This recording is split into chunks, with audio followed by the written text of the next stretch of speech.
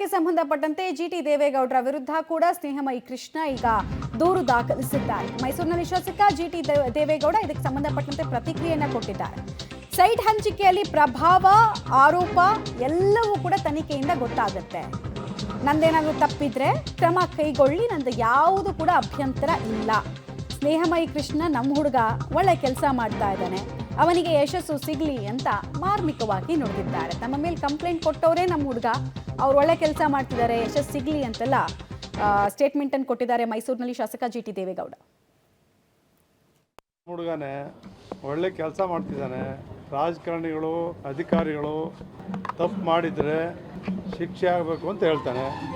ತಪ್ಪು ಮಾಡದೇ ಇದ್ದರೂ ಕೂಡ ಅವ್ರ ಎಚ್ಚರಿಕೆಯಿಂದ ಹೋಗಲಿ ಅನ್ನೋ ರೀತಿ ಕೆಲಸ ಮಾಡ್ತಾ ಇದ್ದಾನೆ. ಅವನಿಗೆ ಯಶಸ್ಸು ನನ್ನ ಮಗಳು ಅನ್ನಪೂರ್ಣ, ಅಳಿಯ ವಿಶ್ವೇಶ್ವರಯ್ಯ ಅವ್ರ ಸೈಟ್ ಪರ್ಚೇಸ್ ಮಾಡಿದ್ದಾರೆ ಅಂತ ಹೇಳಿದ್ದಾರೆ. ಈಗ ತೋರಿಸಿದ್ರು ನನಗೆ, ನಾನು ನೋಡಿರಲಿಲ್ಲ.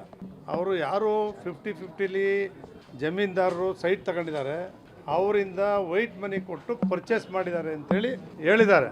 ಅದು ಇಲ್ಲಿಗೆ ನಾನು ಆವತ್ತೇ ಹೇಳಿದೆ, ನಾನೇ ಇರಲಿ ಬೇರೆ ಯಾರೇ ಇರಲಿ ಅವ್ರು ಲೋಕಾಯುಕ್ತಕ್ಕೆ ಕೊಟ್ಟಿದ್ದಾರೆ ಅಂತೇಳಿ ನೋಡಿದೆ. ನಿಮ್ಮದ್ರಲ್ಲಿ ಲೋಕಾಯುಕ್ತ ಕೊಟ್ಟಿದ್ರೆ ಸಂತೋಷ.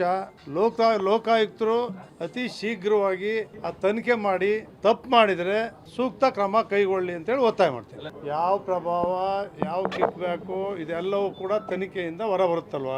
ನಿಜವಾದ ರೈತರು ಅವರು ಸೈಟ್ ತಗೊಂಡು ಅವ್ರು ಮಾರಾಟ ಮಾಡ್ತಕ್ಕಂಥ ರೈಟ್ಸು ಎಲ್ಲರಿಗೂ ಇದೆ, ಎಲ್ಲ ರೈತರಿಗೂ ಇದೆ. ಆ ರೈತರು 50-50 ತಗೊಂಡಂಥ ಸೈಟ್ಸನ್ನು ಅವ್ರು ಇಟ್ಟು ಆ ರೀತಿಯಲ್ಲಿ 10 ಎಕರೆ ಇದ್ದರೆ ಜಾಸ್ತಿ ತಗೊಳ್ಳಿ, 10 ಸೈಟ್ ಬರಲಿ, 15 ಸೈಟ್ ಬರಲಿ, 20 ಸೈಟ್ ಬರಲಿ. ಕೆಲವರು ಇಟ್ಕೊಂಡಿರ್ತಾರೆ, ರೇಟ್ ಬರುತ್ತೆ ಅಂತ, ಕೆಲವರು ಮಾರಾಟ ಮಾಡ್ಕೊಳ್ತಾರೆ. ಅದು ಯಾರು ತಡೆಯೋಕ್ಕಾಗಲ್ಲ.